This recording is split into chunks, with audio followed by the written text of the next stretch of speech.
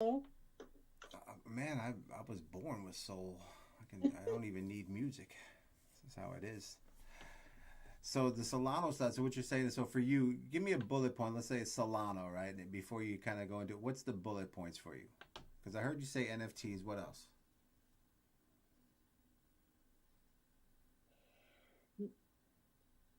You just like the coin? Is it the NFT side, or I mean, what's? Mm, Give me three things that make Solano a good project. all right. So I'll tell you right now, as far as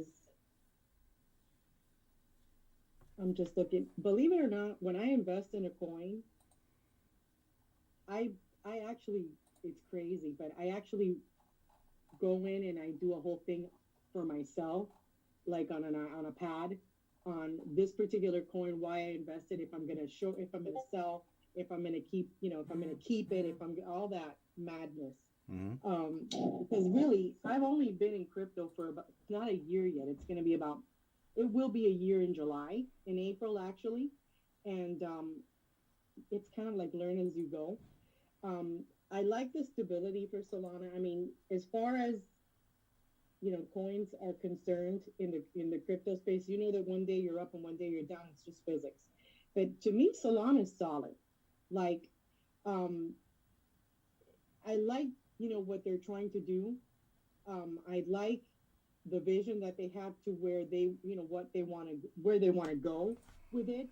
Um, like I said, I've made profit on Solana. I like the way I like the NFTs on Solana. So to me, it's not anything major. I just, when I was looking at different coins, I said, I'm going to buy Solana, so I can possibly, because it was an NFT that I liked. And then I bought Solana. I didn't end up buying the NFT, but I liked Solana and I did well. So I just kept buying more. And I just see it as they're stable. I like what they're trying to do. I do. I feel they're going to have a really good future. Like after the some of these coins go away, I don't think Solana will go away. Like I don't. I think they're that solid. Okay. Why do you like them? Well, I mean, so for me, it's a little bit different. So for you, you kind of were looking into an NFT, and you're just a little bit different than Ethereum because of how it treated it. Is that kind of like a little Mm-hmm. bit of what I kind you stumbled upon it right as a yeah. newbie. Okay, as a newbie. So for me, like if I look at Solana, the breakdown is just for the case that it just happens to be a more of a beta, right? So I think it's like I mean, I know we're in the new. So this is kind of where you have to look at the crypto world right now that we're in and understand where we're really at. You're in a position where somebody's creating a product and they're like, okay, so we need to test it, and then they put it out there, and then you're the testers. But they're Mm-hmm. also putting it out there, and it's operating in most people's mind as a fully operated ecosystem or a um, a usable product without flaws, right? And the case really is in Solana's kind of brings it down and really breaks down the crypto world as a where you can look at this project and go, okay, this is where we're at. This is where we're at. We're in the beginning of this type of thing where people build a project, lay out a project, they launch it. Like you can kind of see it in their white papers, like quarter one, build project, make website. Quarter Mm-hmm. two, launch. Launch. Their product, and then all of a sudden everybody jumps on it because that's how they raise capital to keep working on their product. And now, while you're working inside of this, product they have, it's not done. The developers have, 3 more years to develop this thing to actually work. But in the minds of the people using a product, you don't think to yourself that it hasn't been tested or that you are at risk or that this is just a beta of a beta. This just came out. This doesn't have any type of standards. It hasn't been tested. It hasn't been stress tested. You are the testers, right? The only difference is Right. you get to invest in the test, which allows you to make some money, and so you become this early angel investor, and as being an angel investor, you get to test it out. So for me, I look at Solano as a kind of in 2 years from now, I would say that it's a reckless project, and it definitely should not have been released this early, and it should have been. It took Mm-hmm. a couple more months to build itself up. When I look at the project, it's a beta. It has plenty of holes. I don't think it can do as much as it can, but it's also, this is new technology. It can change every day. They can figure out how to make this happen. They can hire, 100 more developers, and maybe they find that one kid who's graduating next year who will come into their company as an intern and just change their life. Right? We don't. Right. There's 3 to 4 years of development here before these blockchains even test their possibilities, especially with quantum computing coming and all this extra stuff that technology is advancing every day. Every 3 months, technology advances. Right. Every 6 months, you win a year. Every year, you're up 3 years. So I just look at it. If you're a project like this, obviously they have to test it. I think that the crypto space needs to realize that they're the testers. So when you hear something like Solano got hacked and X amount of money was stolen, it's kind of like that's what happens when you're a beta, or it crashed again because people are using it. Well, that's what happens when you're a beta. It's supposed to crash, right? So now that's where people compare the ideals of, like, well, that's why people pay Ethereum's high gas fees.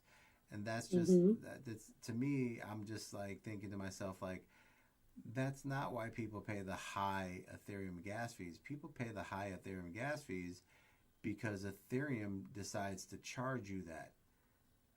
You know what I mean? They decide what you pay, and they do. And this funny thing is that you go out there and you put your slippage on there, and if you decide to pay more in gas than another guy, the miner chooses to work on your project first because he makes more money for your time. So you're paying a miner to connect you to your, to make your transaction happen. So it's like, it's like when you get you ever go into Uber, and in the normal Uber's $14, but for $18 you get your own Uber, Mm-hmm. and everyone always picks the upgrade because I don't Yeah. want to be in a car with somebody else, right? Yeah. That's Ethereum.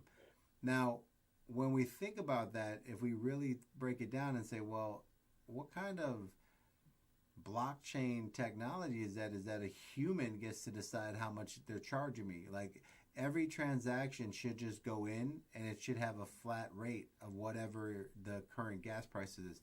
Gas prices shouldn't be inflated because the miner gets to choose to what product he wants to, or what customer he wants based on the price. You know what I mean? Yeah. That's not decentralized. That's a monopoly, right? Because Mm-hmm. now if I can corner a market like Ethereum did, right?